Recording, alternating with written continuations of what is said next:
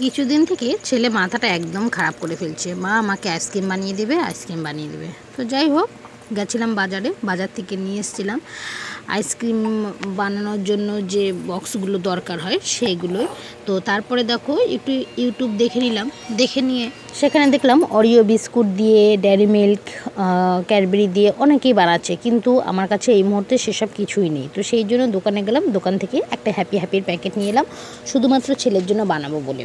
তো সেখান থেকে নিয়ে এসে দেখো হ্যাপি বিস্কুটটার মধ্যে হাফ কাপের মতো দুধ আর একটু চিনি দিয়ে একটু মিক্সিতে গুঁড়িয়ে নিয়েছে। আর এই দেখো ছেলে হচ্ছে বাড়িতে আইসক্রিম পেতেছে, মানে ও টুক করে একটা কোনো কিছু পেলে তার মধ্যে জল ভরেই রেখে দেয় ডিপে।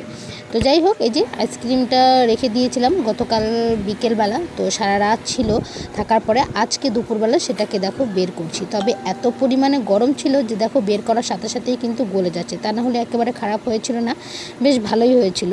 একটুখানি খেয়েছিলাম আমি, বেশি খাইনি, ছেলেই খেয়েছে, তবে ও পুরোটা খায়নি। এখনও ঘরে একটা রয়েই গেছে, যেহেতু দুটো হয়েছিল, একটা এখনও রয়েই গেছে। তো ওকে বিকেলবেলা ঘুম থেকে ওঠার পরে দিয়ে দিয়েছি যে ও খাক, কারণ ওর ইচ্ছে আইসক্রিম খাবে। তো সেই জন্য ওকে দেখো দিয়ে দিচ্ছি, আর ও মন ভরে আইসক্রিম খাচ্ছে। চলো আজকের মতো টাটা।